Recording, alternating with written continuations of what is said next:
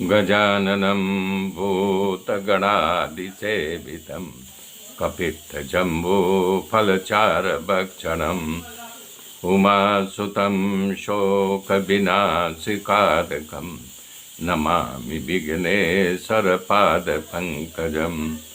गुरुर्ब्रह्मा गुरुर्विष्णु गुरुदेव महेश्वर गुरु साक्षात् परब्रह्म तस्मै श्री गुरुवे नमः।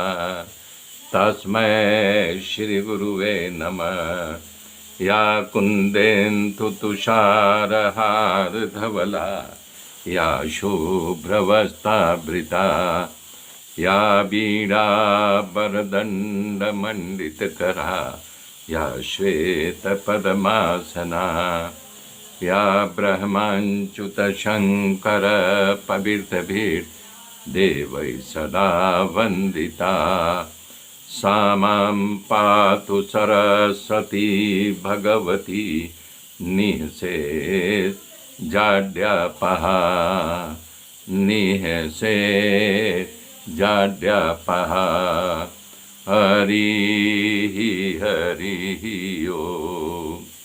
मेरे मित्रों, कल मैंने बताया था विदुर जी को, उद्धव जी बता रहे हैं कि प्रभु ने आपको अंत समय में मैत्रेय ऋषि को आज्ञा की है, आपको वो भागवत की कथा सुनाएंगे, उनको आज्ञा मिली है। और दोनों मित्र रात भर बातचीत करते रहे, रात ऐसे पसार हो गई उनको पता ही नहीं चला।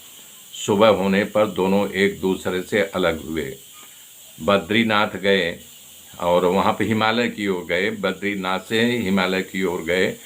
और इधर यमुना के किनारे विदुर जी विचरण करते करते भगवान का जो ध्यान करते करते बारंबार बारह शरण करते करते रोते थे। और मधुर स्मृति हृदय में धारण करके विदुर जी यमुना के किनारे से उठ करके यात्रा करते करते सप्त तीर्थ सब सरोवर में पहुँचे, जहाँ 7 धाराओं में बहती हैं गंगा जी। तो बता रहे हैं वहाँ जाकर विदुर जी मैत्रेय जी के प्रणाम किया। मैत्रेय जी तो पहले पहचाने नहीं, उनके चरणों में विदुर जी गिरे थे। विदुर जी को उठा करके बोले उठो, तब पहचान गए। बोले अरे महाराज, आप मुझे क्यों प्रणाम कर रहे हो?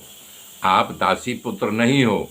बोले आप हमारे पिछले भी जन्म की बात जानते। तो अपने बचाव के लिए मांडव ऋषि के कुटिया में जाकर के धन को फेंक करके निकल गए। लेकिन जब चोर ने देखा था कि उसी कुटिया में गया है, तो वो कुटिया में घुसे तो वहाँ पर एक पोटली पड़ी हुई थी और मांडव ऋषि गाढ़ी नींद में सो रहे थे। चोरों ने उनको उठा करके बांध के लाए, राजा के सामने खड़ा कर दिया, पूरी कहानी बताई। राजा ने बिना विचार किए हुए आज्ञा कर दी कि इसको फांसी पर लटका दो, सूली पर लटका दो। फांसी का मंच तैयार किया गया। जब फांसी पर लटकाने गए तो वो सूली टूट गई। एक बार नहीं 3 बार सूली टूटी। तब राजा को बड़ा आश्चर्य हुआ। उसने कहा कि भाई ये बार बार सूली क्यों टूट रही है, क्या बात है? तब उन्होंने महाराज से पूछा, महाराज ये सूली क्यों टूट रही है? तब मांडव ने कहा मैंने चोरी की ही नहीं है। और बोले तुमने नहीं, तुम्हारे कुटिया में? बोले मैं गाढ़ी नींद में सोया हुआ था, कौन आया ये धन को फेंक करके गया, मुझे कुछ पता नहीं। तब राजा को बड़ा आश्चर्य हुआ, उनके पैरों पे गिर करके क्षमा याचने करने लगा। बोले तुम्हें क्या क्षमा करूं, क्या दंड दूं? तुम तो पामर जीव हो, लेकिन यमराज को मैं दंड दूंगा। हाँ, यमराज को विचार करना चाहिए कि मुझे क्यों यानी सूली पर चढ़ाया गया। तो चिरा आकाश में बिना पंख का उड़ते उड़ते यमपुरी पहुंच गए और सभा भर करके यमराज बैठे हुए थे। पैर की ठोकर से उन्होंने दरवाज़ा खोल दिया।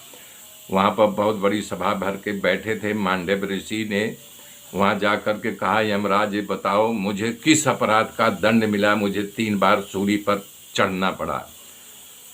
तो यमराज ने सोचा कि अभी तुरंत मैं बोल दूंगा तो ये गुस्से में है, यानी कि ऋषि मुझे श्राप दे देंगे। तो उन्होंने मोटा मोटा चौपड़ा उल्टना पलटना शुरू किया और बोला, महाराज ऐसा है कि आप बचपन में एक पतंगिया को सूली भोंक करके मार डाला था और इसी के अपराध से आपको ये सूली की सज़ा मिली हुई है। तो बोले अच्छा मान लो जब मैं बच्चा था तो हमें कुछ पता नहीं था पुण्य क्या है पाप क्या है, तो इसकी सजा आपको मुझे स्वप्न में देनी चाहिए थी और जाहिर में सभा क्यों दिए। तो इसके बदले बहुत क्रोध में थे महाराज, जब मैं बालक था तो मुझे आप इस प्रकार की जाहिर में क्यों सजा दी। आप अपने कर्तव्य से चूक गए हो, इसलिए मैं आपको श्राप दे रहा हूँ, 100 वर्ष तक दासी पुत्र बन करके तुम धरती पर विचरण करोगे। मेरे मित्रों, आगे की कथा कल जोड़ूंगा, तब तक के लिए जय श्री राम।